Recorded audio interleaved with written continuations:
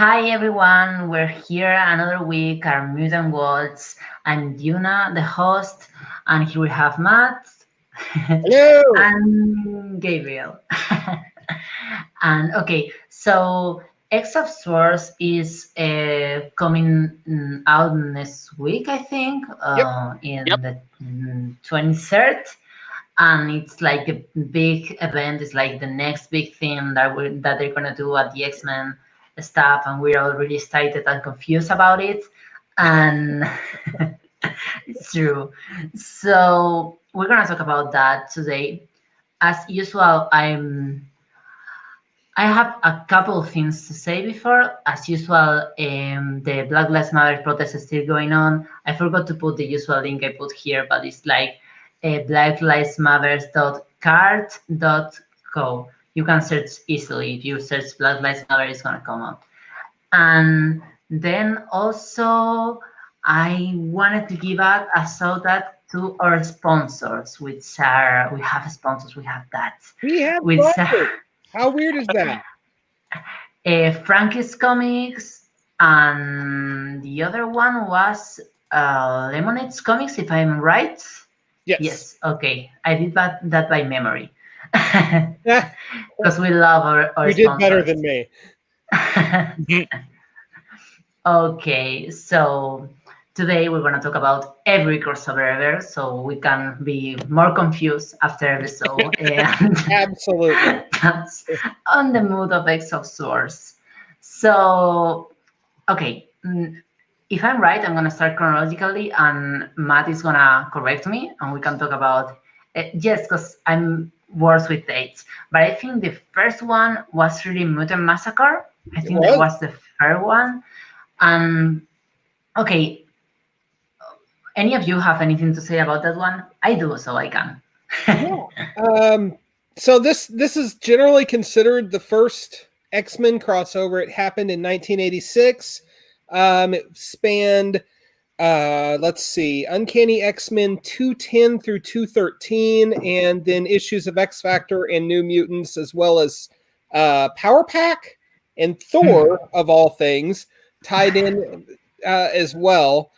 It doesn't quite resemble structurally the way that we think of a crossover now, where one issue is in this comic and the next chapter is in the next comic, and so on and so forth. Like, your main story is in the Uncanny X-Men, and then everything else is happening at the same time concurrently, but it's different, technically different stories. And I did not silence my phone. How rude.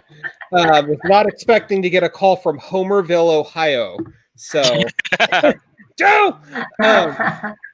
But anyway, so yeah, it's a big one. It's the Mr. Sinister working from the shadows. He sends his marauders to kill the Morlocks. And along the way, we get the first ever Wolverine versus Sabretooth fight, which is pretty epic. We also get Betsy Braddock, aka Psylocke, joining the X-Men by the end of the story. Whoop whoop. Shout out, especially for Bisexual Awareness Week, to Betsy. Yes. So that's kind of like the broad overview. Gabriel, did you have any thoughts on Mutant Massacre? My main thing, when you're talking about what came out of it, wasn't that kind of crucial to Excalibur coming about? Yes. Wasn't that when Colossus and Shadowcat, at least Shadowcat and Nightcrawler ended up getting shunted away for a little bit, and then Kitty Pryde joined Excalibur, and then it came up with other things down the line, like Secret with Gambit, and they laid a lot of seeds that they may not have known they were laying until like decades later. No, definitely, and I'm glad you brought up the Excalibur connection, because I would have. I completely forgot about it in the heat of the moment anyway. But yeah, this story sees a big transition in the lineup of the X-Men team, because, like you were saying, Colossus, he's grievously injured and he lies comatose for a long while.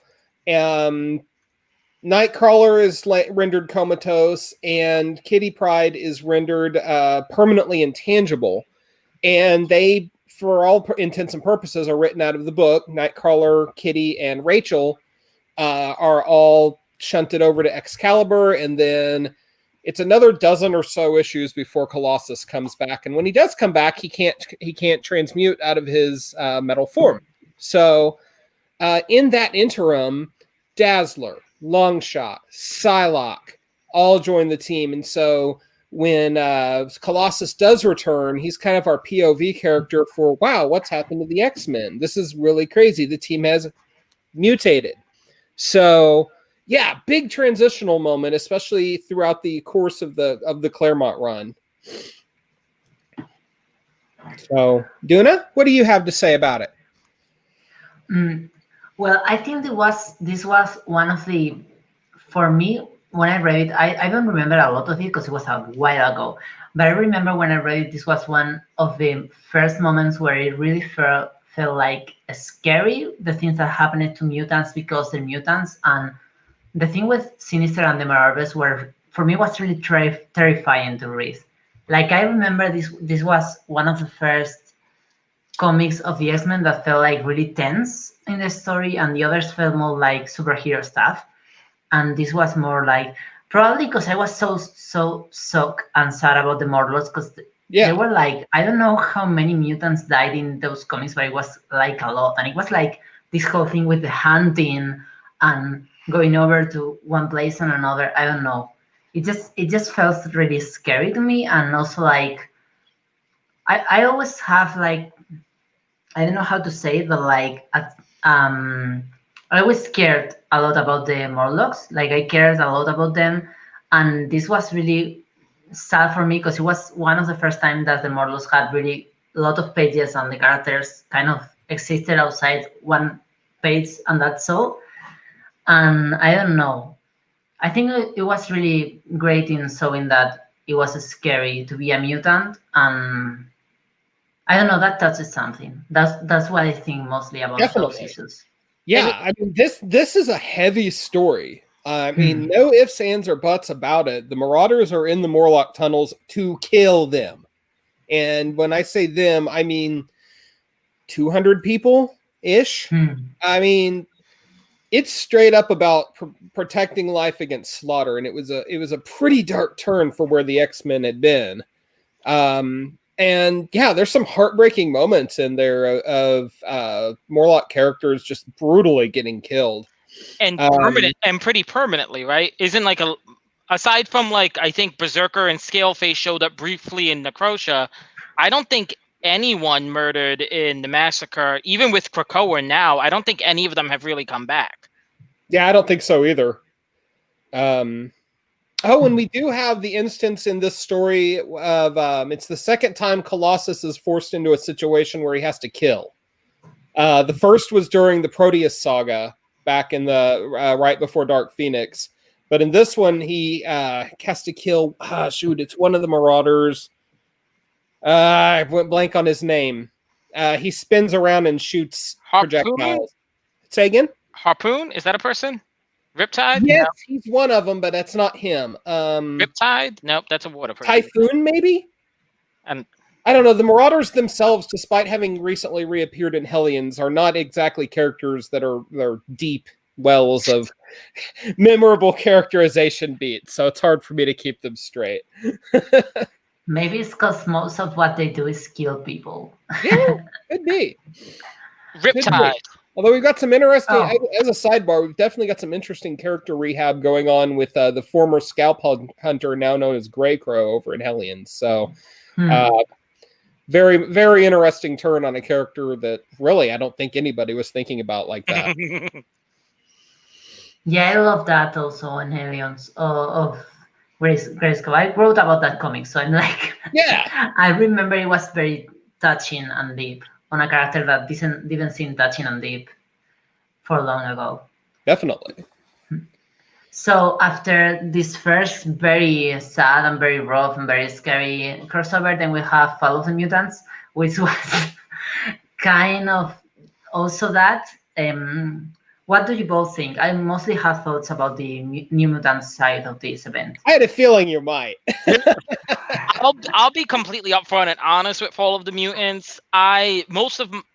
During this era, most of me reading the comics is obviously me going back and reading it, and it just, the bits of it that I've read just weren't cohesive enough for me to track down the entirety of I know why, but go on. It wasn't cohesive enough for me to track down the entirety of the crossover, to the point where I may have read the entirety of it and just don't know. So, Explain that. Fall of the Mutants, it gets pegged as a crossover, but it's not a crossover because the events in X Factor, New Mutants, and Uncanny X-Men are all completely unrelated. They're three different stories that happen to fall under the same banner of Fall of the Mutants. Mm-hmm. And I mean, the idea of transition and evolving is paramount in all of them because, New Mutants, you've got the death of Doug Ramsey, which, Duna, I'm going to let you go into all that. You've got X Factor, Warren fully becomes Archangel, which obviously huge thing. And then over there in X-Men, and this is actually one of my favorite stories from Claremont's run, just because the stakes feel so high throughout it. You've got the X-Men going up against the adversary, and he's, their deaths wind up getting faked, and this opens the gate to the Australia era, where the world thinks they're dead, and instead of it being about a school for mutants, it's about them protecting mutants from the shadows, operating out of the Australian outback, and the book takes on a completely new form. Fall of the Mutants, for me, I don't think it counts as a crossover. Obviously, I'm outnumbered in fandom as far as that goes, but the Uncanny X-Men issues are absolute top-notch, and followed pretty closely by the X Factor. And then I have odd feelings on the New Mutants one, which, Duna, I'm going to let you talk more about that because you have more to say. This is the last issue. Okay, so I have it.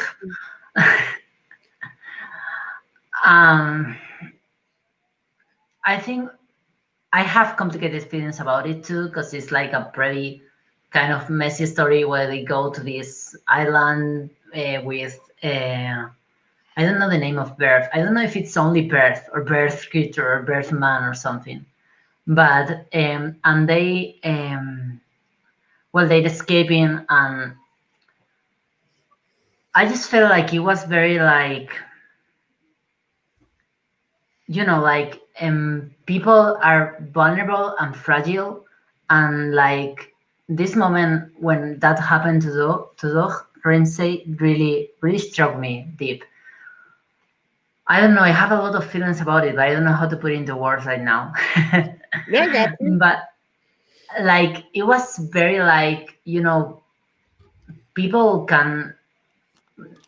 things can happen to everyone, and this was a massive moment for me of reading this. And I don't know, it's also the aftermath is really about grief, and they all have this process together of grief. And I don't know, I felt like it was it had weight. It wasn't killing a character for killing a character, but it had a lot of weight. And that's mostly it. I don't know how to express my feelings today, but oh, go ahead. I didn't mean to interrupt you. No, it's okay. It's okay. Maybe. I only read the New Mutants issues of Fall of the Mutants relatively recently, within the last year. So this is a relatively new reading experience for me, right? I mean, of course, I'd known, this is the story in which Doug Ramsey dies. Okay. If you know that going into it, it sort of blunts his death a little bit, because, and this is not a knock against Brett Blevins because he is an artist, because he has a really unique style, and I really dig it.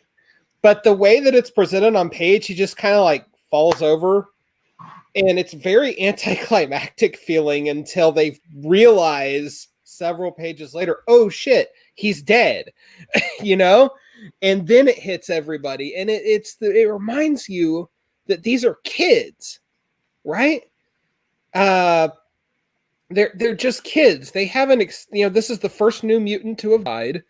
They're out there playing for very real stakes, and death in comics was definitely not something that happened all the time back then. So in that sense, it was a lot more impactful. But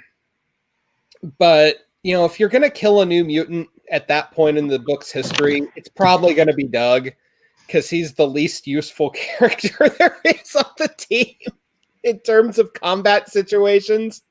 And that's cruel, because I like Doug as a character. But I know writers that wrote him at the time were kind of frustrated by the limitations that his power set brought to the character. So it's interesting. It's a really interesting phase in the New Mutants history, because Claremont had been on the book for the first 50 issues, and then Louise Simonson took over and brought a really different kind of adventurous feel to it. And, suddenly here was stark reality. Yeah, what I can say about this is for me, it feels very real. Also, it's something that you don't expect. You see all these people fighting with, these animal monsters, whatever. The story is kind of, but you see all these people fighting with powers and everything, and you don't expect for someone to die from. I think it was about it. It was something very I don't know. For me, it's very impactful and has weight in how it's written and how it's portrayed. And yeah, it's very anticlimactic, and the way it happens is really the art is messy and everything. But I kind of prefer that to make a bit that is too aesthetic. I don't know. I like that it's not aesthetic. That is not like Brett Levin's art is weird, and I love it for that. And especially if you consider the time in which he was drawing, late 80s. I mean, if you look at a lot of other mainstream comics art at the time, it looks very clean and sanitized. I want to stop short of saying generic, but it's got a very clean look to it. And so, yeah, Brett Levin's definitely an artist that we should be talking about more. I think we're gonna, because I don't know if the next one is Inferno, or if I'm not sure when Asgardian Wars was, because this was not an X-Men event, but it has a lot of X-Men stuff. I think Asgardian Wars was next. Before Inferno, right? Yes, before Inferno, because Ileana was there. Yeah, it would have to be. You're right. Yes, yeah, right before Inferno. So take it away, because I actually have not read the Asgardian Wars stuff. Oh. I've only read the New Mutant part of Asgardian Wars. So Asgardian Wars, I think, is fantastic, but mostly it's fantastic in the part of Loki. Loki is tricking everyone, and it's really fun in that way. And well, about the New Mutants part, I feel a little weird with how it started and with the changes in the characters, when they get possessed, or I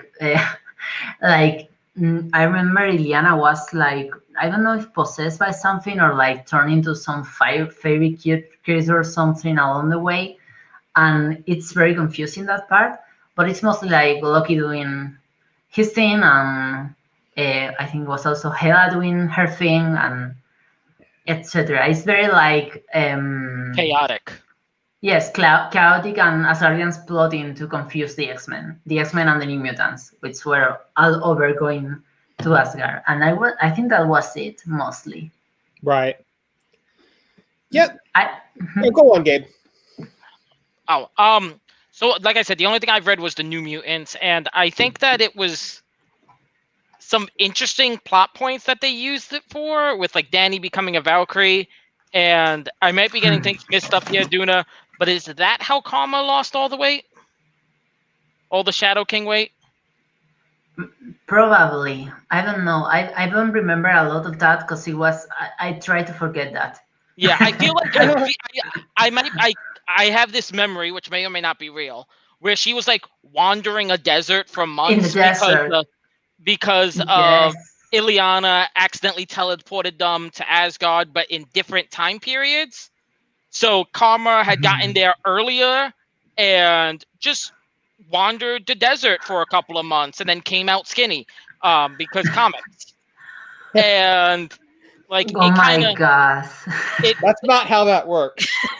it No it one. like No. planted the seed with Rain meeting Himari, who eventually does get her pregnant. Ah, yes. And the one plot point that I'm kind of sad that I don't think we've ever seen before is Sam almost gets a girlfriend in Itari's daughter, the like princess of the dwarves or something. So it's a thing with Sam. He just gets girlfriends from space and marines. He just gets girlfriends, but then he forgets about them when he gets the next one. It's what Sam did until he got married. But Look, I think we know he should have stuck with Boom Boom, okay? I am an old school Lila fan, but I can live with Boom Boom. Lila was so cool. And He's almost too cool. I am one of the rare ones that actually like him with Smasher. Yeah, I think they're a good fit, but come on, Boomer. I love Boomer, but I like her a Boom little. Boom, whomever. Boomer. Meltdown. Okay. So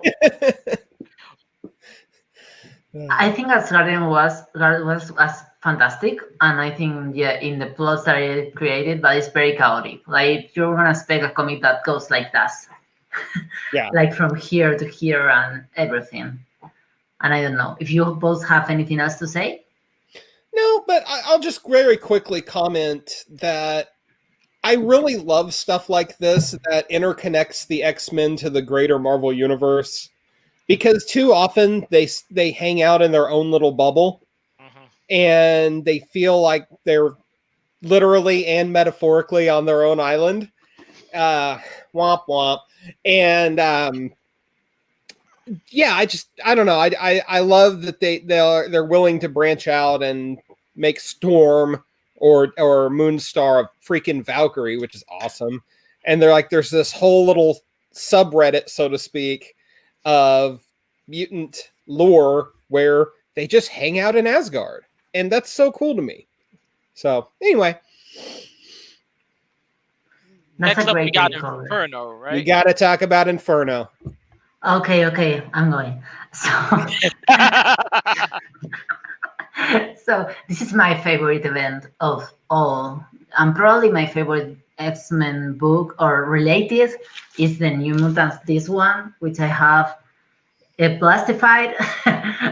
I don't have a lot of stuff plastified, but this one, yes, and it's like original edition and from the USA and everything. You know, nerds. So I think this, for me, I know this has Inferno has a lot of different plot lines, because we have like the whole stuff with Madeline being the Goblin Queen, and with Havoc being the Goblin Prince, and with the crossing between X Factor and the X-Men, which was the other part of it, and then we the demons coming with Madeline being the Goblin Queen, and then we have the New Mutants part, which was the Ileana saga. It's called like that in the comic, and personally, I feel a lot of ways about this one, because I feel this was like the highest point for me in Louise Simonson's writing, and in the deaths she gave Ileana.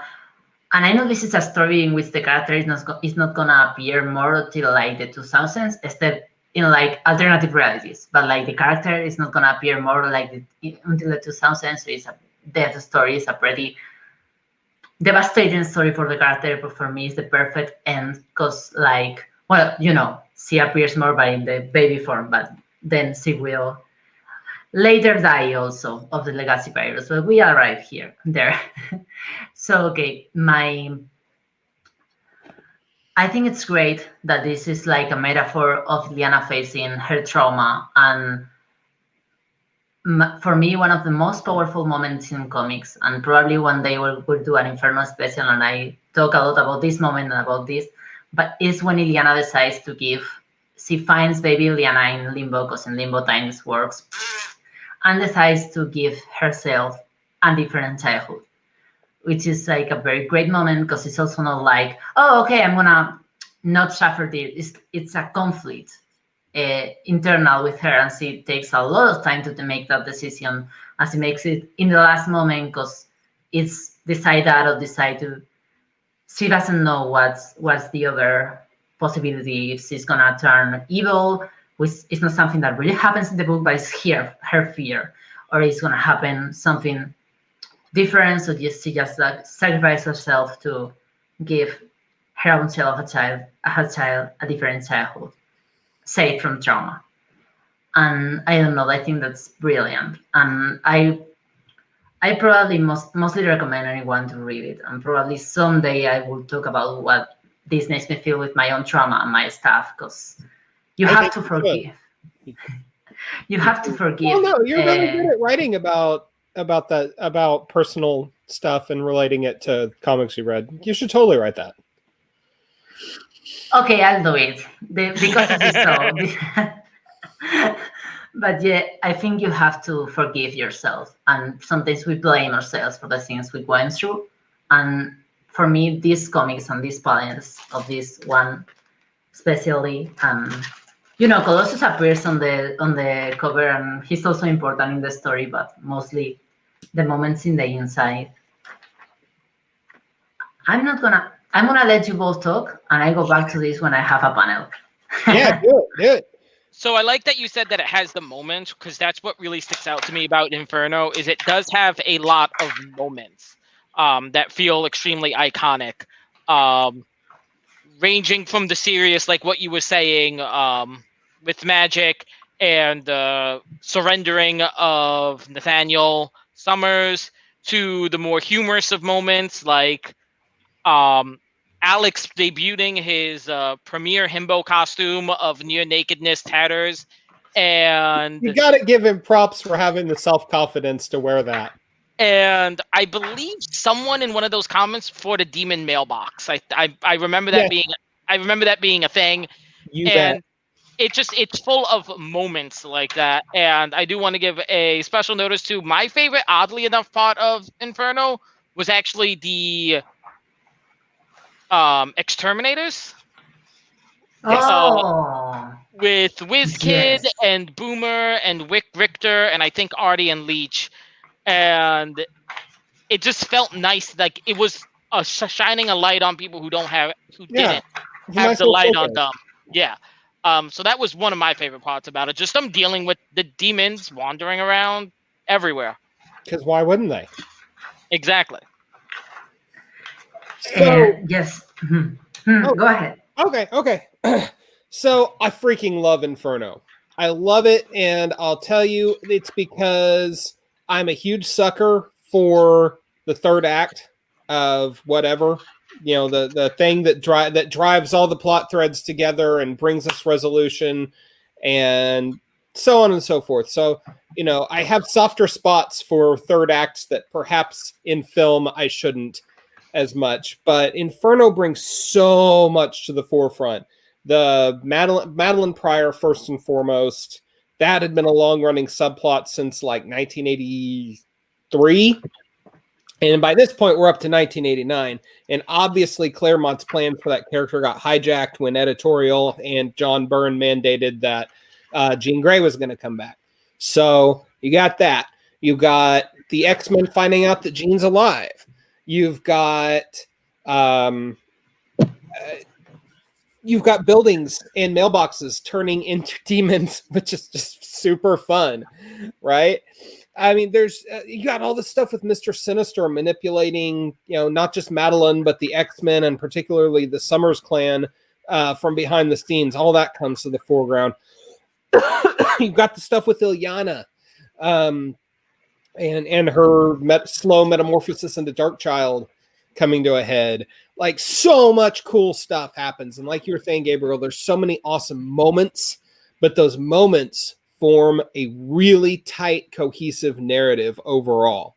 And bonus, Inferno touched regular Marvel books that were shipping at the time. It wasn't just confined to the X-Men books, but the issue of Amazing Spider-Man for a month or two would have a little Inferno tag in the upper corner, and there'd be like wacky shenanigans with lampposts biting people or whatever going on. And just as a whole, Inferno is a really, really well-crafted story. And I mean, I can't come back to Hellions, probably because it's one of my favorite of the current crop of X-Men books, but the repercussions of Inferno are still are felt and drawn upon today. So if you're going to read a standalone of the stories we've talked about so far, if you're going to read one crossover just by itself, check it out. Inferno rocks.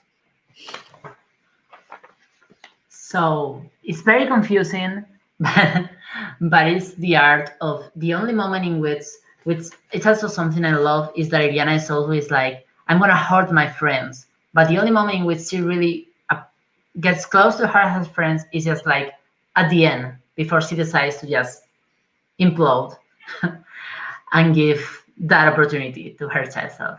So okay, we talk a lot about Inferno. Yeah. I don't remember which one the next one. The next like full-on crossover is Extinction Agenda.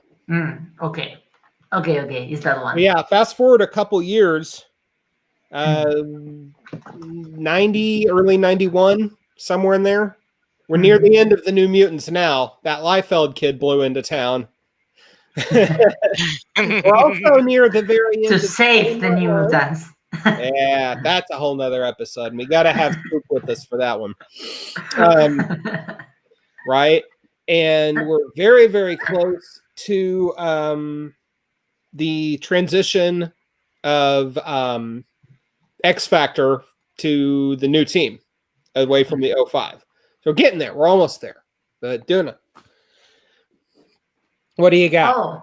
I'm sorry. I kind of took your baton without meaning to. No, go ahead. Talk about Extinction Agenda. It's been a lot of time since I read it, so I could use some. So this story, and in the tradition of the best X-Men crossovers, brings together a lot of long simmering subplots. And in this case, it was the island nation of Genosha, which was, for those of you too young to remember or have been around, was an analog for South Africa and apartheid. And this, huge topic in the news at the time, because at the time, you kids, the government was controlled by flat out racist white people who treated institutionally the majority black citizens like second-class citizens and kept them down. There's a lot more to it than that, but in essence, in Genosha was the same type of thing. Mutants, slave labor. They're bonded and controlled to a master-slave dynamic. And so this is finally, it'd been hanging out there for a while. It exists. It's a problem. Now we're going to do something about it. And all the X-Men teams get involved when members of them are kidnapped. There's a lot of things that happen in this story. Again, big transitional stuff. So, Warlock is killed, which I've never liked that. I feel like Warlock was killed because Liefeld didn't want to draw him more than anything else, which is a terrible waste of a character. But you eventually, in the end, get the overthrow of the anti-mutant government in Genosha. So, whole bunch of stuff. Gabriel, what do you think? I actually somehow managed to never read this crossover, but I do know some of the fallout, and actually there's one of the comment that just came in actually summarized that perfectly, and that is it led to the most awkward dynamic between Havoc and Reign. Yes. Which is one of the most awkward dynamics And I think the entirety of X-Men lore, because it carries on over that master-slave type of emotional bond with Rain being a teenage girl, and it's a choice that I don't know why they made. It's icky. Yeah, and they kept it for a really long Yeah. time, despite how icky it was. And that is the only thing that really sticks out from that crossover, because I've not read it, is that ickiness. As a reading experience, it's really repetitive to me. I like basically every two-ish issues, the X-Men, some squadron of X-Men would get into a fight with Cameron Hodge, and they'd all narrowly escape, and they all go their separate ways, and then they'd maneuver back and fight some more. And this happens like several times, and just I don't know. As a reading experience, I understand why this story needed to happen, because the Genosha subplot needed to be resolved, but I feel like it just there's not a lot of meat on the bone in terms of narrative. Mm-hmm. So that's my 2 cents. Duna? Yes, I forgot most of this event. I remember I remember most of the things you say about the weird moments between Havoc and Rain, as Kat said in the comments. And I remember the whole thing with establishing Genosa, it will be very important later on, the Magneto Wars and everything, but I forgot most of it. I got you. Okay, so the next one is Scouting Zone, I think. I don't know if there's something in the middle. There's a mini crossover in there that bears talking about, and that's the Muir saga. Oh, yeah, right. Yeah, this is a big one. So New Game. Mutants were not involved in this one, mostly because by that point the book was basically in the period of transitioning from New Mutants to X-Force. Mm-hmm. But this is the last piece of the puzzle for the 05 X Factor, before that book changed and they were reintegrated into X-Men proper for just in time for the release of X-Men #1. Chris Claremont had been seeding this story for about 25 issues, and it was the return of the Shadow King, and he was slowly insinuating his control over Muriel. So everyone that was there, Moira, Multiple Man, and most crucially, Legion, were all under his control. And he, using Polaris, he was going to basically take over the world, starting there. And this is kind of the point at which tons of stuff comes back together. Professor X had been written out of the main book back in issue 200. And he comes back in 275. We catch up with what he's been doing out in Shi'ar space. And this story serves to get him back with the X-Men proper. Tons of things happen. His spine is shattered again, so he's back in a wheelchair. Legion is left in a vegetative state. There's a ton of cool stuff. I sound like I'm repeating myself a lot, but Muriel Saga rocks. But I say it's a mini crossover because there's really only one regular issue and then an epilogue issue of X Factor that tie into it. The main story is in the main X-Men book, Uncanny. So, and it was the end of an era, because this is actually right in the middle of the story. Claremont left Uncanny X-Men because he was tired of getting pushed around by editorial and told what to do. And that's what leads to him making his exit on X-Men 1, 2, and 3 a couple of years ago. So a little bit. The story doesn't suffer for that, though. Interestingly, like Fabian Nicieza comes in and he co-authors the next to last chapter and then fully writes issue 280. And so And he does a great job. Everything flows really seamlessly. But the X-Men, they'd been scattered across the winds. And this gets everybody back together just in time for X-Men #1. So, functionally speaking, it serves its purpose. It has a purpose, and it does it very well. I remember those ones because these were the first issues where I feel like Legion gets more exploration of character, which was like Who does? Legion, Oh, yeah. which was not such a thing there, and I mostly remember it because I remember it settled the ground for later when Legion's quest happened, and that led into the Eggs of Apocalypse. We'll talk about it later, but I mostly feel like it set the tone on the ground for when later they come back to the Myris Island and everything falls into that place. True story. Yeah, definitely. Like, this is the story that I think better than any other appearances of Legion really hammers home the fact that he's just this broken kid that wants his dad to love him, you know? And all the stuff that's happened to him, it's like, okay, yes, he's made some his own choices to one degree, but he's also a victim of circumstance.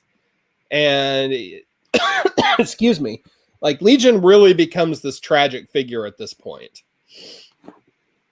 And like you said, this will eventually lead to Age of Apocalypse, which, note, calendar, Duna, I really feel like we should do an episode on Age of Apocalypse. Yes, we should. Thinking ahead. Planting seeds, as it were. Okay, so the next one is Scouting Our Song. I'm gonna let you talk about that, Matt. Okay, God, I keep I taking know you this have a lot to long say. intro. I feel you have a lot to say. You're not wrong, because there's a huge nostalgic draw for me on Executioner's Song, because this is what was happening when I got into X-Men. So I always love Executioner's Song, but it's such a well put together story. Like, you got to think, this story, it had every reason to fail, right? Because all the high profile artists, especially most notably Jim Lee and Rob Liefeld and Mark Silvestri, had bolted to go form Image. And suddenly the core X-Men books, which had just relaunched with X-Men #1, were rudderless, right? They were, and that's not to say the book sucked, but suddenly it was like, crap, what do we do? You know? So they put together to show that they could make this happen. They could still tell good stories. They write this awesome story. It ties between all 4 X-Men books: X Factor, X Force, X-Men Adjectiveless, and Uncanny X-Men. And it's all centered on Professor X's attempted assassination at the hands of what appears to be Cable. Holy crap. Like, you got to remember being a kid in the 90s, and I'm sorry, I just saw Kat Inyart's comment about Legion. It made me laugh. But Yes. but imagine being like 12 and you're just getting into X-Men, and Xavier gives this awesome speech about peace and unity and brotherhood, and bang, he's shot. And he's not just shot a little bit, and then it's Cable. And I mean, the stakes are so high right from the start. And this thing draws in, excuse me, Apocalypse. It draws in Strife. It sort of addresses, if you're adept at reading between the lines, it sort of addresses the Strife, Cable, who is the real Summers kid, or who, or one of them is Christopher Summers, or Nathan Summers, excuse me. All of that kind of gets seated here, and dude, I love this story. I could talk a while on this one, but Gabe, what do you think about it? So a lot of the crossovers we're going to come up against for this like 90s period, I don't know much about. Oh, Mostly because I've missed a lot of that time. But this is one of the ones that I do know because I kind of have approached my read-throughs have been very X-Force centric. So this is the one that really hit on that.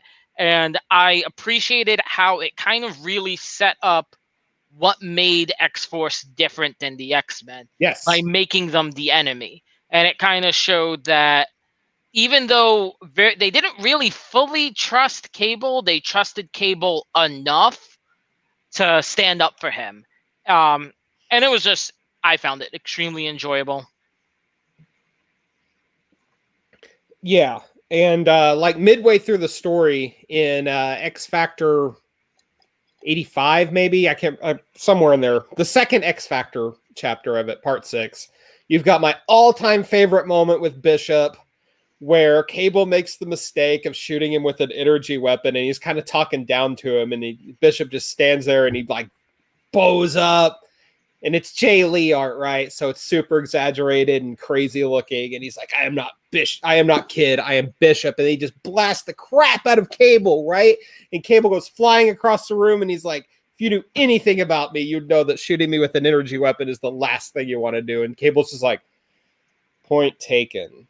He's just completely schooled. It's awesome. But I mean, to me, and I think a lot of fandom, Executioner's Song is generally regarded as one of, if not the best X-Men crossover. And Duna has company. Or a roommate. Yes. No. That was My girlfriend. oh, okay. They were roommates. But, So Duna, what do you think? Yeah, totally. I've randomly yammered long enough.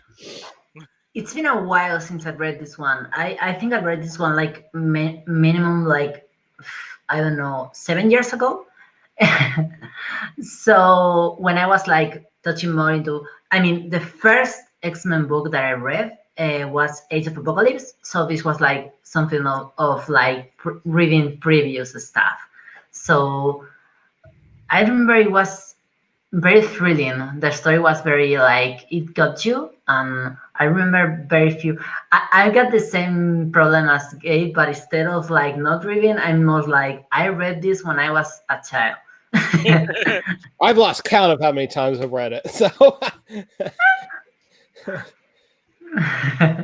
I just saw the comment. Yes, I have that. Okay, so the next one event is Fatal Attractions, and I don't know. I was gonna say I kind of dislike this one, but mostly because it remembers me that all the work Claremont did with Magneto kind of went to see it in this one. fair point. He was really like, I'm the villain now. I must do villain stuff. All I know about Fatal Attractions is Wolverine lost his bones. That's the only thing I remember, which on the one hand, I understand that it's supposed to be epic, but on the other hand, it's like, hey, dude, you have metal bones and you keep going up against the Master of Magnetism. What did you think was gonna happen here? But other than that, I don't know if I read it and forgot or I just never read it. I might have just seen that very one cover. I don't know. So Fatal Attractions has a really different structure than any of the other crossovers that we're going to talk about, in that each individual chapter is basically its own standalone story in a larger narrative. So, like, part 1 is in X Factor, and it reintroduces the Acolytes, okay? Part 2 is in X-Force, and it introduces Exodus. Part 3, Magneto crashes Illyana's funeral, which, dude, that's terrible taste. Why would you do that? Like, really? You want to get these people to your side and you crash the funeral of a child? But it does have the big moment where Colossus, after experiencing significant recent loss, defects to the Acolytes. That's a big moment. Part 4 is them going to strike back against Magneto. Wolverine loses the adamantium. Xavier mind wipes Magneto because he's sick of his shit. And let's see, part 5 is the issue of Wolverine, which has probably my favorite Adam Kubert art of all time. It's the one where Wolverine's on the precipice of death as they're plummeting back towards Earth, and just a gorgeous issue. And then the last chapter is in Excalibur, and that deals with the fallout of Colossus defection and how that impacts Nightcrawler and Shadowcat. So, like you said, Duna, that's a really fair point in that it undoes a lot of the characterization that Claremont had built up with Magneto. But I still like it. And part of it is, my age, and I was a kid when it was happening. So, Shelby Goins wants to say, can we talk about how manipulative that mind wipe is, though? And I would say absolutely. Xavier crossed a line. I feel like that's an entire episode. Xavier crossed the line. Yes. A history of the X-Men. But he violated his principles. He acted rashly and out of anger and frustration and hurt for what he had just witnessed happen to Logan. He has a human moment. He does, and you can say it's out of character, and it is out of character. But I think a lot of it.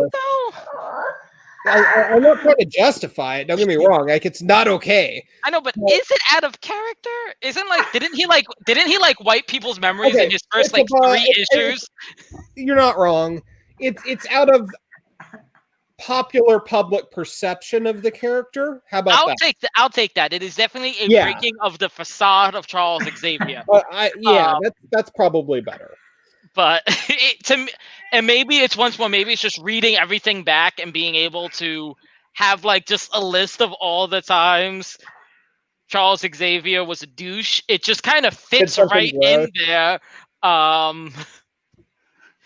So it seems in character to me. But granted, again, I also have yet again not read Fatal Attraction, so I could be reading it wrong. Yeah. But hey, every issue had a cool little hologram thing on the cover. So what up? You missed out. Well, they also had that. They also had that in Phalanx Covenant, which I did read. That one, right? Yeah, that's right. It had the little that's the next one on it. That's the next one. Awesome. That was really smooth. Should I just jump right in then with Phalanx Covenant? Dude, Okay. You totally could. I love Phalanx Covenant for a multitude of reasons. So I'll try to be brief and just list them quickly. 1, it gave us Generation X, which rocked. 2, I like how they set it up in that they created a situation where the majority of each team's roster was out of commission, so it needed to be these leftovers. How with Uncanny X-Men, it was Banshee and Emma Frost, Sabretooth, Cinch, and Jubilee. It seemed that would not have been thought of. I also like that it included Excalibur, which I've recently, when looking back, I've noticed a lot of X-overs just decided to leave them off because they were in England. And also, it inspired my favorite episodes of the animated X-Men cartoon, just because that 2-part series was amazing. And I actually saw that before I read the comic, but the comic itself is just good with every issue. And we got those holographic little bars on the side, so I can't complain. Can I say, I love it for the same reasons Gabriel does, but also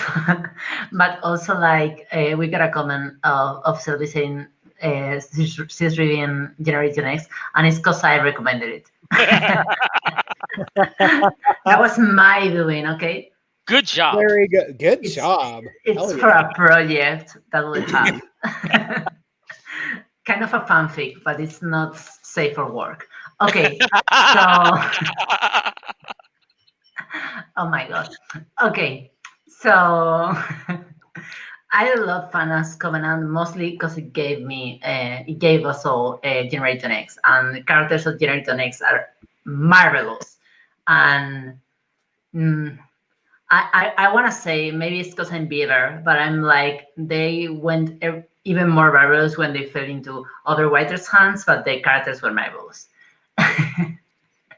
But yes, and yes, that's my main reason too, and it's very well done. And the animated series, to a part, was um, perfect. And I don't know, that's Even if it did star Beast, I'm able to forgive that. And leave Hank out of this for now. For now. Well, That's another episode. who's shadier, Hank or Xavier? That's another episode.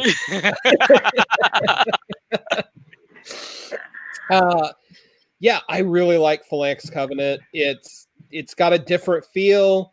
I mean, all the reasons that you all said you like it are why I like it. And I'm gonna throw one more thing out there. I think this was Joe Madureira's artistic peak for me before he got really crazy with the Amerimanga style, which I don't like. It just is not for me.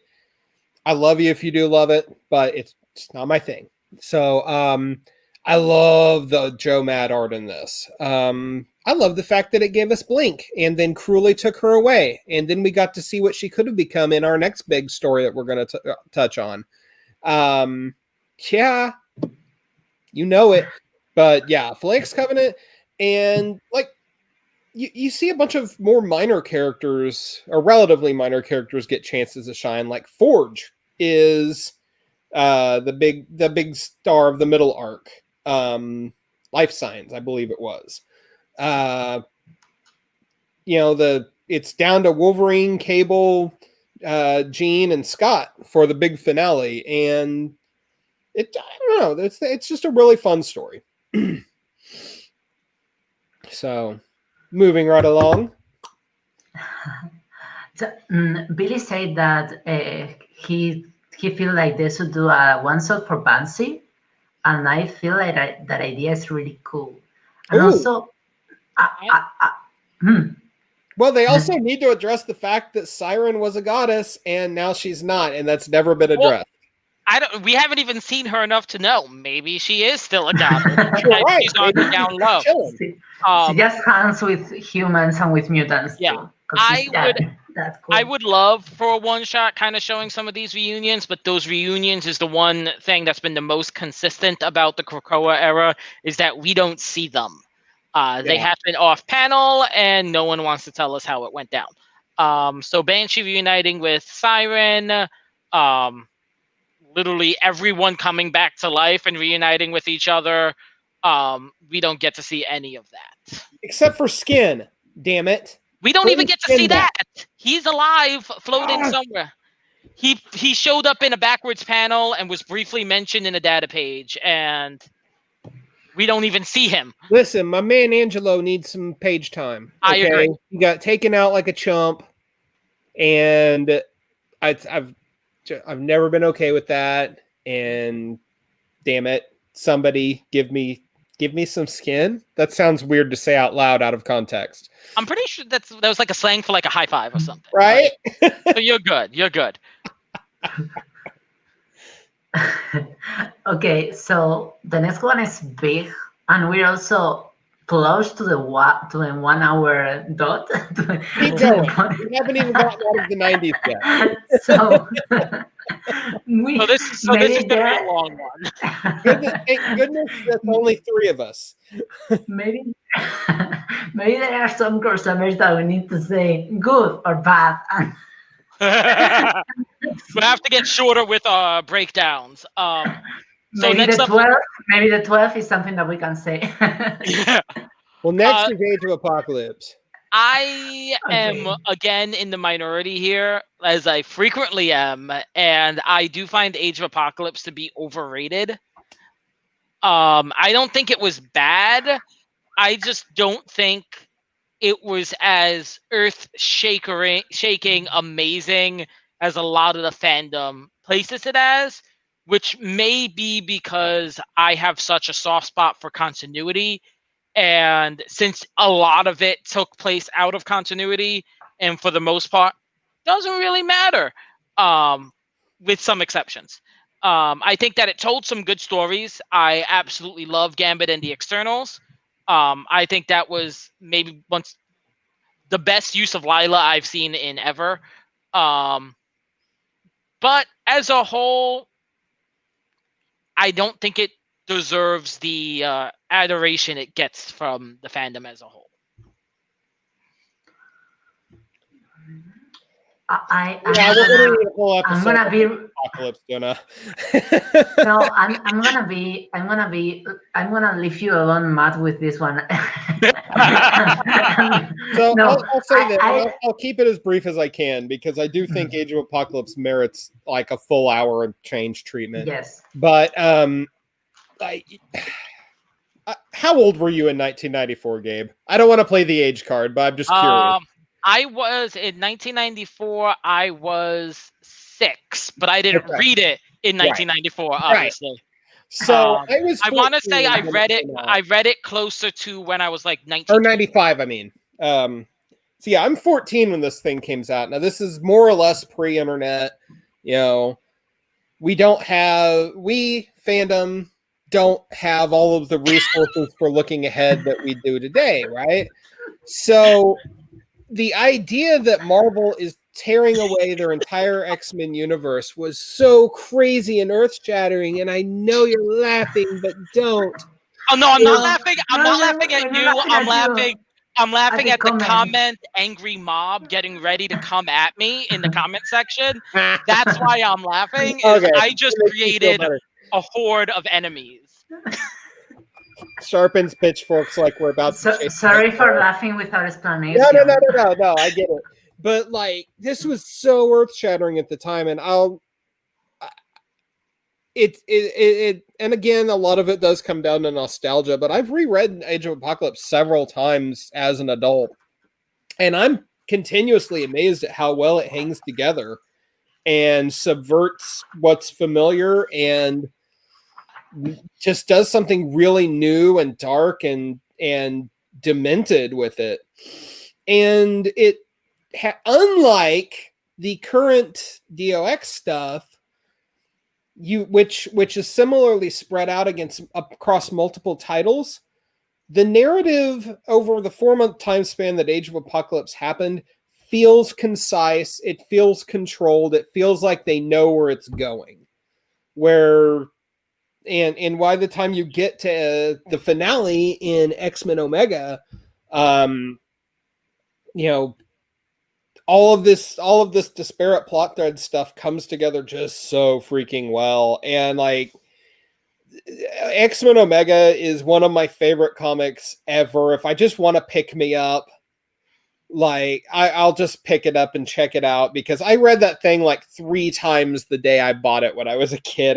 My brain just exploded so much with how awesome it was. So we're going to get into that one a lot more on down the line. Duna, what's next? No, I'm gonna talk about it. Wait, she has something to say too. I'm sorry. Yes, I I was saying I'm gonna leave you alone because I feel like what Gabriel said has something of truth and what you said too. So this is a good moment to talk about it. You're the So mediator between us. some of it for people watching it. This is of Gambit and the Externals, which right now is my favorite of it. I have reread it recently, and I absolutely freaking love it when I was a teenager, like totally, because this was the first time I read X-Men, which is weird because the most of the themes about the X-Men being persecuted and everything are not in Age of Apocalypse, but they're kind of there. Like they're somewhere in some characters and in some of the placement is like this feels like it happened the other way before. And you have Legion's Quest, which has some of that too and leaning into it. So I love it when I was a teenager. I think it's really great for reading it. I also think that if you already have read a lot of X-Men books from all the eras and everything, it's for me. I don't want to say disappointing, but like it just doesn't hold as meaningful or profound messages around I it. get it. I get it. It's very cool. It's very sharpy. It's very like, I don't know. It's very like adventurous and cool and everything. But Big I, explosions and lots of death. yes, kind of very dark and everything. And Yeah. I can't help but feel, I'm not gonna get a lot into this because we're gonna pass to the next crossover soon. But I feel like also my feelings with it have changed in the past months, knowing the people who collaborated in it, and some of them are really awful people, and Scott Loveday and Warren Ellis and whatsoever. I think only those, but the stories, the background, the doesn't feel as profound or as exploring social issues as other X-Men comics. But I think it's really cool, and I think if you read it, you're gonna be like, I don't know. Most of it it's really cool. I feel like people are gonna read it and gonna be like, oh, it's very nice. It's fun. It's fun and word building. It's really great done. So that's my takeover. But we can talk it deeply in an episode, and I can talk about what I love and what I don't like at all, and because I have things I love, I have things I don't like at all, I have things in the middle. So, For my safety, I might skip that episode. No, I want you here because we want dissenting opinions. It makes it interesting. When we're all sitting here talking about how amazing things are, it just kind of becomes a wank fest. So, if you don't like something, dude, you totally should speak to it. 'Cause I'm sure there's very valid reasons there that are worthy of discussion. So, okay, what is next? I'm trying to remember what is next. We're in the 90s. We're past the Onslaught? mid-90s now. Onslaught, maybe? Onslaught is not Onslaught. Onslaught. I think that's the next one. That's next. I guess we have to talk about Onslaught. Onslaught. Onslaught is talk about Onslaught. To be fast. Onslaught is huge. And as such, I've not read it much, but Onslaught kind of has an interesting premise where it's a X-Men crossover, but it doesn't really infect all the books like a lot of the crossovers do. Yeah. Like there's Onslaught Phase 1, and then there's also Onslaught Impact, where they make a point of slipping in the fact that these comics are all taking place in the same world. I think I like the format of Onslaught better than I actually like Onslaught itself, with the exception of that one scene where Bishop has Invisible Woman channel all of her power into him so he could try to take out the bad guy. I don't even remember who the bad guy is, but just that scene was incredible, and I think it was in Uncanny X-Men 256, maybe, or I'm making up numbers. What are the two? It's not 256. That was in like 1988. I tried. Good try. 89. Yeah, I forgot Onslaught. I read it, but I forgot it. Also. It's so forgettable. Like, considering how big of a deal it was supposed to be at the time, it is a completely forgettable story. Like, Onslaught, okay, Xavier's gone bad, whatever. He has the power to be really, really, really powerful, and he wants to do bad things, and that is about the limitation of his character development. And it was interestingly, I can't remember where I read this, but Age of Apocalypse was such a success that editorial told the X-Men writers at the time, you need to start planting the seeds for the next big thing now. So at the end of Uncanny X-Men 322, I believe, it's the one where the Juggernaut gets knocked out. And then the last panel is, him saying the name Onslaught in a panic. They had a name and they didn't know what the story was yet, and that totally reflects in Onslaught. It's just not a good story. And then its own narrative gets subverted at the very end. Well, narrative in the loosest term possible, because it's really not much of one. It gets subverted because they had suddenly inked the Heroes Reborn deal with Jim Lee and Rob Liefeld, so they had to concoct a means of getting the Marvel heroes out of the Marvel universe. So they get sucked in at the end and shunted off to Liefeld Land for a year. And it's just messy and bad. If there's any defenders of Onslaught out there, I'd love to hear why you like it, but I don't think we're going to find very many. And that's my Onslaught rant. For the purposes of trying to not do 2 hours of a show, maybe we can, but for the purposes, I think Magneto War. Do any of you have anything to say? I'm also against that one, but mostly because I feel like Magneto's characterization was like, oh, it drove me nuts. I didn't read it. Hate it. Okay. Next. Magneto's being written as boring to the one-dimensional villain. Oh, you forgot about Operation Zero Tolerance, which is also crappy. We are in the moment where we are discarding events, because then there's the 12. Didn't read it. It's really bad. It's this story about Apocalypse trying to kidnap mutants to make himself very powerful or something like that. I feel like the concept of the 12, of what those 12 mutants could have been, or what they could have stood for, or the seeds planted, I felt like it could have been something great, but that is not what happened by anything I've heard. So I've actually purposely avoided reading it. Well, the 12, it was like a nebulous concept that was just sort of bandied about as some mysterious MacGuffin. And eventually somebody was like, crap, we have to actually make a story about this. And yeah, the end result, forgettable. Like X-Men in the late 90s, no good. And also it ended with Apocalypse in the body of Cyclops. Yeah, no. And there was a whole mini-series about exorcising Apocalypse out of Cyclops that I wish I had forgot, but I didn't forget that one. We all do. We all wish we could have forgotten that. And that takes us to Dream's End, maybe?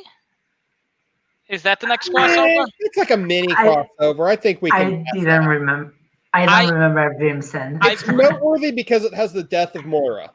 I've read it because I have it in trade, and I've read it out of context, and none of it makes sense to me. Cannonball's in it, and he's undercover for some reason, and it's a lot of like, I don't know what's happening. And then isn't that also where Colossus dies, or is that? That's in the aftermath. That's actually yeah. That's how they wrap up the Legacy Virus subplot. Yeah. So it's in context, maybe it makes better sense, but out of context, it kind of just left me scratching my head. Yeah, the only meaningful thing that came out of that was the death of Moira. That's really it. I think Sylvie just asked me to send her the Apocalypse Cyclops story. for some reason, somebody wants to see an exorcism. Okay. Well, there's no for some reason about that. If there's going to be an exorcism, I want to see it. No, it's something weird. It's something like that. I remember it was Cable with his scimitar doing like scimitar, yes. With the scimitar, yeah. Okay, so I think it was Eve of Destruction, but I didn't read that one. Is Eve of Destruction a crossover? I thought it was just all in one issue. I just obviously was not paying attention that much. It was Uncanny and Adjectiveless X-Men. Oh, okay. Yeah, I just liked it because it was the first time we had Frenzy as a hero, even though she was under mind control for the entirety. Oh, I didn't know. And they also had that very weird thing where Dazzler came back traumatized from Mojoverse, and then they never spoke about it again. Not that that's ever happened before or since in the X-Men, but she essentially went and got pregnant and gave birth, and then showed up at the X-Men, and then no one asked questions. They just was like, okay, let's fight Magneto, and then kick you back out on the street. That's cool. Okay, the next one are Deadly Genesis and Rise and Fall of the Sire Empire, which are both by Brubaker. if Well, I'm right. those aren't really crossovers because they're on the same title. Yeah. Deadly Genesis was Oh, Yeah, the Yeah. next real crossover is Messiah Complex. yeah, because There's actually about a okay. 6-year period where there were no X-Men crossovers.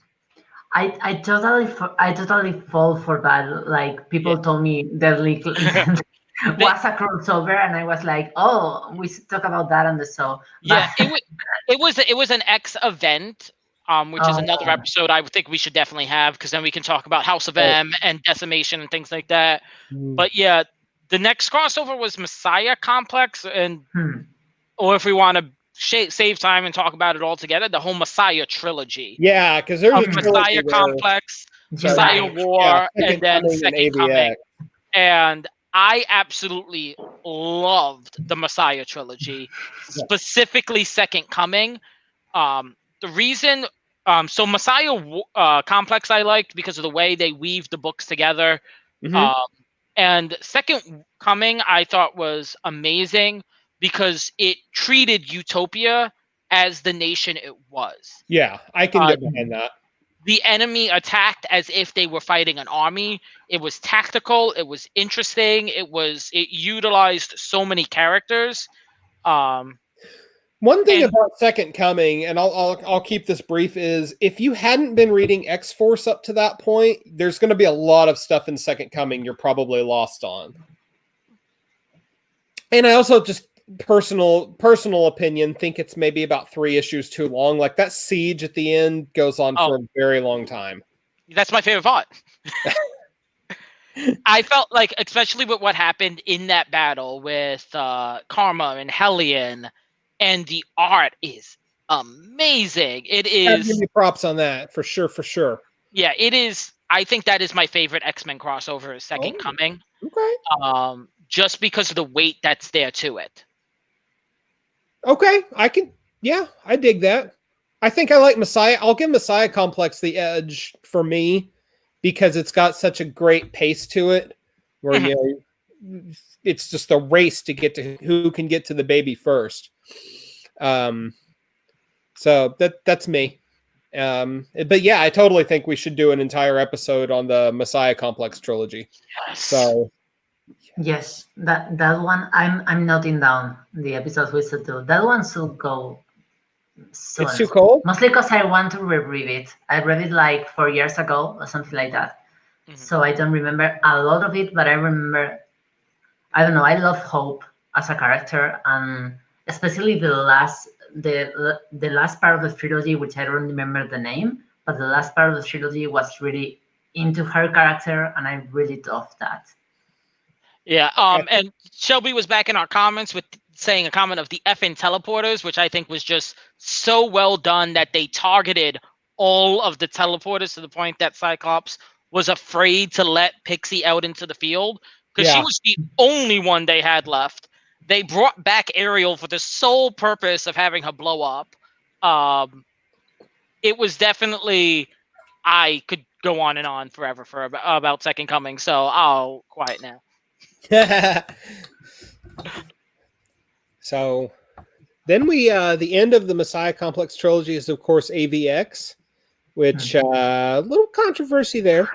I like it, but I am also very willing to admit that it's got faults. I think that a more neutral portrayal of that miniseries would have done it a lot better. Yeah. I think it had a very clear agenda of X-Men are doing some crazy nonsense. And that kind of tainted it for me. I agree with that. But it makes the same mistake that Civil War did in that for the sake of story, it has characters acting out of character. Yeah, which irked me. Yeah, I totally get behind that. Go ahead, Duna. Oh no, I was just gonna say that I love all the world building around Hope, and you know the whole part about the chosen one feel always gets to me in some way because it's like I don't know, it gets the characters some depth, especially if they reject it, like Hope. But I feel like a lot of what was built during the Messiah Complex trilogy just fell off in Avengers versus X-Men. Like a lot of the big weight of it just felt like really, for me, it felt like really fall down. Like I really didn't care that much at some point about them in the Avengers versus X-Men parts. And I really cared so much about everything before that started in the whole Messiah Complex trilogy. So I was like, wow. Like Right. there's something in the book that makes me in Messiah Complex that made me care deeply about what happens to every character. And mostly that Hope is safe. and then there's something really like makes me not care in Avengers versus X-Men, and I think that's mainly my main point for hating Avengers versus X-Men. I don't know if I hate it, but I just feel I don't know. The execution was off. Hmm. Also worth mentioning for the Messiah trilogy was the middle one, which I think is called Messiah War, which was Yes. X-Force and Cable, mostly because they acknowledged that Kid Nixon was a person and was important to Laura, and then they forgot 3 minutes later. But we actually did skip a crossover with Age of X. Oh, and then Oh, yeah, the we first skipped page two back. crossovers. Oh, we skipped multiple crossovers. Okay. I also go ahead, dude. Go ahead with Age of X, but I think Yeah. that is later. The first crossover we skipped was Necrosa. Oh, Necrosha, we skipped that too. And Big ones. I don't want to skip Yeah, we did. Necrosa. And we can 'Cause keep for- skipping the Crosha because No. I'll start with Age of X because I have good things to say about that one. I actually liked it. It did the one thing that Age of Apocalypse really missed for me, and that is it made it matter more to standard continuity. It made Chamber a mutant again. It made Frenzy a hero. It made Legion an actual character capable of joining the X-Men. I liked what it did and the way it kind of gave the option to have the writers pick and choose who it mattered for the character development that occurred during there. right. With people being able to choose to forget or choose to remember. Plus, I think it was just a fun concept and a fun story. So I was a fan. I have not read it. No. So yeah, we get past AVX, and I had to do a little digging. You saw me on the camera there, because I could not remember the name of the next crossover, but it's Battle of the Atom. Oh yeah. First crossover of the Bendis era. I'm gonna be super honest.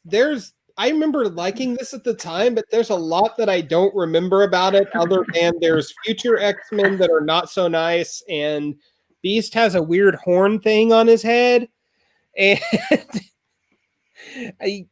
I don't remember. Oh, I think it's got Honey Badger all grown up. No, not Honey Badger. Nope, What's the little girl's name Bruiser. from Runaway? It has Princess Powerful, aka I think she also went by Bruiser, Molly Hayes, Ollie. who needs to be a part of the X-Men universe. So I appreciate the fact that they acknowledge that, Yes. though briefly. But otherwise, I found it kind of clunky. Like you have Past Gene, and then you have Future Past Gene, and then you have Jean, and you have Reyes, and you have another really Charles Xavier, and it's convoluted. just there's a lot. There is It's a lot. convoluted on an X-Men level. Yeah, Like- I think it goes beyond X-Men and just Yes. goes to a new level of convoluted. Yes. But I remember liking it. So it can't have been all bad. Maybe I was wrong. Maybe I was under Bendis' spell. I gotta say, before we get to Battle of the Atom and the next one, that I must insist that the Necrosa part of the New Mutants, I love it. Really? Oh, I want to hear why. Yes. Because I was not a fan. Mostly because the New Mutants, I love all the Step Walls run of the New Mutants. I think it was fantastic. Okay. And mostly because they had to face some of the demons death and resurrected as zombies, mostly dog. And it was like really, I don't know, it was really emotional for me, really like, I don't know, I think it was really well done in the Terror. It was not so well done in the X-Force part. I remember the X-Force part of that crossover being like I want to be edgy, but in the New Mutants part, I felt like it was really weight for the characters, and that coming back was really well handled. I felt like his death was well handled, and I felt like his comeback was also well handled, like with I weight. Actually read that volume of New Mutants, like at all. So that would be completely new reading territory for me. I think Necrosha either needed to be bigger or needed to be smaller. Because there was so many moments of things that could have had a bigger emotional impact of these former friends, former family being alive again, and we don't see it. And it's been a while since I've read Necrosha, so maybe there was more emotion to it on these things than I remember. But like the fact that Dazzler's sister was one of the big bads, I feel like we didn't get enough of that. The fact that Wither ended up getting murdered at the ending, and Wither was a hero for a while in New X-Men, I feel like that it didn't carry enough emotional weight as it could have. I like the concept of Necrosha, but for me, it was missing something, and it should have either had not tried to be as big, and then it would have landed better, or just really have committed and been epic, and I would have loved it. I think there's something to be said too for the fact that it was an obvious bite on Blackest Night over at DC, and I don't know, just that in and of itself rubbed me the wrong way. Maybe it's a cool story. I don't know. I am a huge Marvel and X-Men fanboy. I barely touch DC because, once more, continuity is my thing. But that being said, I enjoyed I actually read Blackest Night, and I enjoyed it better than Necrosha because they had those moments. Got you. Okay, so Selby asked us if we're gonna talk about the Inhumans stuff. I don't have jack to say about the Inhuman stuff because I didn't read it. Okay. Please take the floor. Okay, before going into the Inhumans, I want to make sure what is in the middle. I think we skip Extermination, but we can skip that one. The Age of Apocalypse redo. Crossover. That was sort of in the same vein as Deadly Genesis. Yeah, Extermination. No, it was not a crossover. It was a crossover because it was in the Marjorie Liu book and in the Uncanny book and one book more. And then it had a mini series, a mini Age of Apocalypse series. At least 3-4 books. I don't remember that. But I'm glad I could sell your mounts in this one because I was. My hat is off to you. Nah, it's a joke.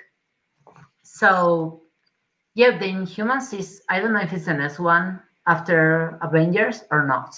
I think it is the next one after Battle of the Atom. Yeah. Oh, okay. Yeah. So yeah, because there's not really another crossover during the Bendis period, unless you talk about the minor one with Guardians of the Galaxy, which let's just not. What was it? Black Vortex. Yeah. I think most of the crossovers in between Battle of the Atom and Inhumans was just general Marvel crossovers, not X-Men crossovers.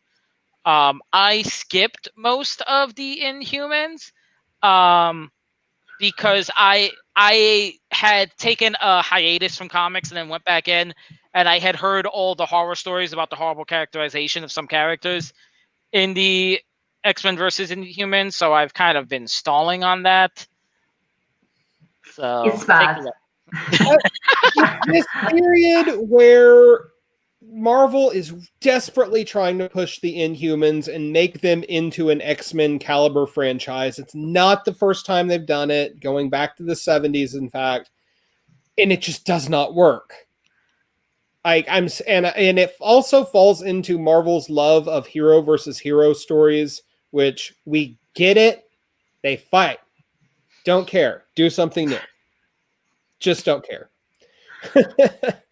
I think that's one really good point about this event and about a lot of things that they do with the Inhumans is they try to bring this stuff of doing like the next big thing, and it doesn't work. Because the best Inhumans stories for me, the best one for me was the Unnocent one, which was by Right of Birth, I think. It was a graphic novel. I've not read that. So that one was a graphic novel about the Inhumans, which was very about their whereabouts and this kind of Game of Thrones vibe to it, and it was really great. But I think they don't explore that part a lot. They don't explore the part of these characters that is like royalty and trying to fight between each other and everything that makes it interesting. And they just try to be like Inhumans. This is like the X-Men, but with royalty and where's Moons? Please buy. And that's what they did with the series, and it went really well. No. And with the TV series, that was awful. So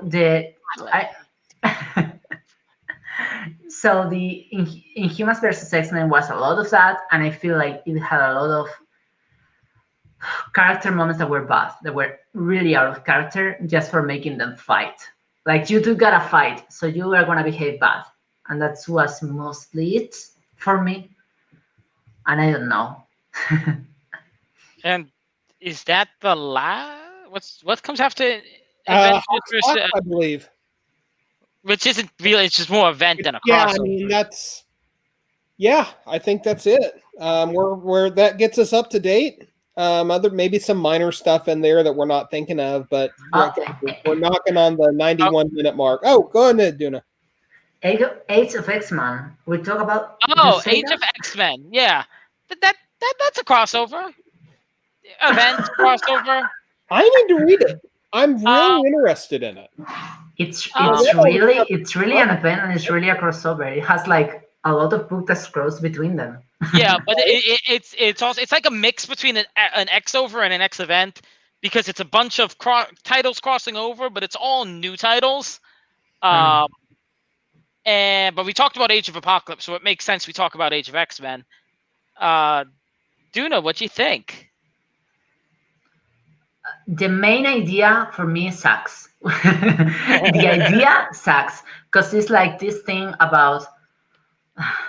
I don't want to get to gay rights right now, but I'm going to get to gay rights right now. And it's really weird that they make a book about persecuting people because they love each other, and they are the straightest books in the world. So it's like step one, but it's one. And well, one does Chris, but two things in all the books were queer, and the books were exactly about people being persecuted by being in love with each other, like trying to, I don't know how to say this, but to squeeze the mutant metaphor and make the persecution instead about them being mutants, about them loving each other, because that's what Nate Gray wanted, because he's Jesus somehow, and and Jesus somehow is against people loving each other, and that's kind of the story. And I don't know, I don't like that. I don't like that a book that is about people being persecuted by who they love is so, an event is so majoritarily straight. It feels really weird. So that's my main thing. But I loved Prisoner X. I love that book, and I will defend that book to death. It's really good, and B that really nailed that one. I have opinions on books. Certain books I felt really landed. Certain books I felt really, really didn't land. The event as the whole kind of felt pretty meh to me. And I think the reason why I enjoyed reading them at the time was because the only really other X books at the time was, I believe, X-Force and Uncanny X-Men by the Rosenberg Massacres. So in comparison, they were good. But in hindsight, the concept, something was off for me with the setup and the stakes. I can't really put it into words why it didn't really land with me. But some titles I really loved. There were moments in Extremis that I absolutely adore, and I feel like me and Duna will fight over that title one day. But Prisoner X, I agree with. But most of the others, just kind of wasn't a fan. Selby just said that Rogue and Gambit came out at that time. Rogue and Gambit, yes. Rogue and Gambit was good. That one was good. I forgot that was still happening. Mr. and Mrs. X. That was a highlight of the time. Definitely. What do you want to say? Not necessarily the biggest Gambit fan. Matt, what do you think? Well, like I said, I haven't read it, so I'll have to kind of limit my comments to just kind of being broad. I like the idea of a utopian society with a dark underbelly, which is what this was. And I like how each of the individual books takes a piece of the fabric of that society and focuses on it. Beyond that, I don't know. I mean, I literally just I haven't read it, so I haven't got any opinions. I want to. It's one of those things I'll get to at some point. So yeah, for me, the idea of a utopian society with something wrong is great, but there's something that was wrong that it really icks me. Mostly, as I was reading the books, I was like, why there are no queer characters next book? And I was like that all the time, mostly because it was about love being persecuted, so it really called me out really fast, and I was like, so yeah, they did it at the end. Leah did it at her book at the end, at the two last issues. And also Dazzler had a romance with a girl it's not a romance, it's just a kiss, but it's like they're connected, and when the other girl dies, I think Apocalypse kills her, or I don't know if Are you it's talking like that about or Veil? what. Veil, Yes, I don't know if it's Apocalypse or it's Omega Red, because Apocalypse was going again. No one kills Veil. She is literally there at the final scene when they're saying, let's destroy reality and everything here. And Veil, who doesn't exist in the real reality, is there, not saying anything while people are talking about destroying her existence. It was... I don't know why they didn't make use of that. But the original, they killed Moneta. They killed the other original character. They killed her off. I think it was not killing. It was like the power in her. I don't know. It was a moment where I don't know, but Belle just fell off. Belle just fell off. Yeah, and then we just never talked about her again. And Dazzler was like, okay, I guess, and they work. Okay, so I don't know. It was that part of it I can't forget, but but the ex-prisoner book was really something great, and I think Vida touched on some really, really, I don't know, pressing social issues around prisons, very subtly but very well. And it also, I appreciate a lot in my soul that it also had an analogy between prisons and psychiatric centers, and it was really well done, the analogy, and only in some moments and for some things. And I just love it because it was really about people being forbidden to interact with reality. And I really love how it touched it in how that affects people, in how that affects how people see others and themselves, and how it drives people mad. And I love that. I think it was an awesome book, but I would recommend anyone to only read that book. Interesting. Well, I think that gets us to the end, right? So what's your favorite crossover? Executioner's Song, if that wasn't readily evident. Followed very closely by Second Coming. Or not Second Coming, Messiah Complex. That's yours. Second Coming is mine. Feel Your Thunder, sorry. Duna. Oh, you already know. It's Inferno. I don't have any other that follows closely. I think Inferno would probably fall in third place for me. Gabriel? Oh, Second Coming. That's like you said, it's pretty obvious that that's my favorite. Well, there it is. That's great. I'm taking notes, and we will do a show on Scouting Earth on Sunday, and everyone read it. And on Second Coming, or more like Messiah Complex trilogy. And I will put homework. I need a fellow old guy with me. So before we end, I want to ask you both about Ten of Swords, X of Swords, Ten of Swords. I think it's 10. 10 of Swords, yes. I am cautiously intrigued, which has been my general mood for all of Krakoa and X-Men. I'm a little bit worried because a lot of the buildup hasn't really resonated with me. It kind of feels a little bit like they're trying too hard to make a new mythology, but I can't make a call until I read what actually comes out. Yeah.